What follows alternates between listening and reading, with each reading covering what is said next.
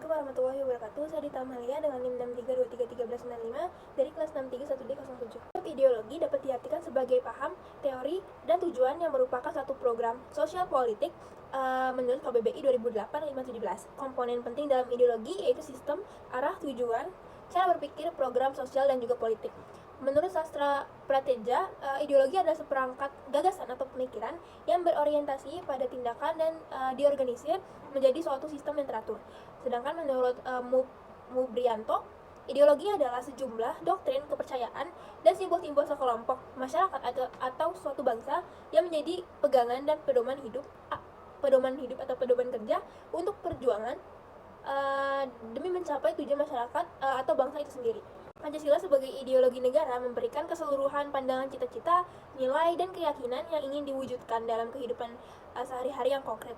Namun Pancasila sebagai ideologi bangsa seringkali menghadapi berbagai bentuk tantangan seperti contohnya ini globalisasi. Dan meskipun begitu, Pancasila sebagai ideologi kita bersama sebagai bangsa Indonesia juga bersifat dinamis dan terbuka.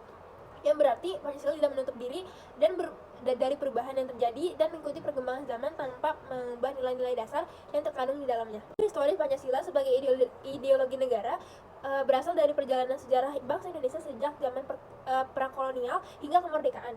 Dan berbagai tokoh pun ikut terlibat dalam perkembangan Pancasila, salah satunya itu Soekarno sebagai perumus Pancasila ideologi bangsa Indonesia. Selanjutnya ada sumber sosiologis berasal dari kehidupan masyarakat Indonesia, sehingga nilai sosial budaya tersebut tercermin dalam Pancasila sebagai ideologi negara, seperti sila pertama yang dapat ditemukan dalam kehidupan beragama masyarakat Indonesia dalam bentuk kepercayaan dan keyakinan terhadap adanya kekuatan gaib. Sila kedua dapat ditemukan dalam hal saling menghargai dan menghormati hak-hak orang lain dan dengan tidak bersikap sewenang-wenang. Sila ketiga dapat ditemukan dalam bentuk solidaritas, rasa setia kawan, rasa cinta tanah air yang terwujud pada mencintai produk dalam negeri. Sila keempat dapat ditemukan dalam bentuk menghargai pendapat orang lain, semangat musyawarah, dan juga dalam mengambil keputusan. Dan sila yang kelima dapat ditemukan dalam sikap suka tolong menolong, menjalankan gaya hidup sederhana, dan tidak mencolok dan berlebihan. Sumber politis Pancasila sebagai ideologi negara dapat dilihat dari fungsi Pancasila sebagai dasar penyelenggaraan negara dan pembangunan nasional. Adapun unsur-unsur yang membentuk Pancasila sebagai ideologi negara meliputi sila pertama dapat ditemukan dalam bentuk semangat toleransi antar umat beragama. Sila kedua dapat ditemukan dalam penghargaan terhadap pelaksanaan hak-hak asasi manusia di Indonesia. Sila ketiga dapat ditemukan dalam mendahulukan kepentingan bangsa dan negara daripada kepentingan kelompok atau golongan, termasuk partai. Sila keempat dapat ditemukan dalam mendahulukan pengambilan keputusan berdasarkan musyawarah daripada main hakim sendiri.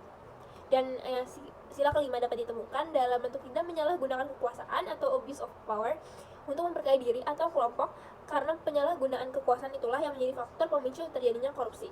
Pancasila sebagai ideologi negara dalam sejarah bangsa Indonesia memperlihatkan adanya pasang surut dalam pelaksanaan nilai-nilainya.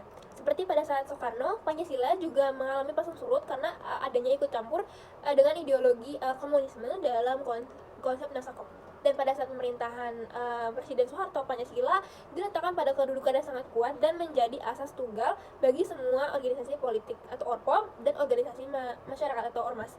Dan pada era reformasi, Pancasila sebagai ideologi negara mengalami pasang surut dengan ditandai dengan beberapa hal, seperti enggannya para penyelenggara negara mewacanakan tentang Pancasila, bahkan berujung pada hilangnya Pancasila dari kurikulum nasional. Dan juga salah satu hambatan dan tantangan yaitu Pancasila dalam menghadapi era globalisasi. Sekian yang dapat saya sampaikan, kurang lebihnya mohon maaf. Assalamualaikum warahmatullahi wabarakatuh.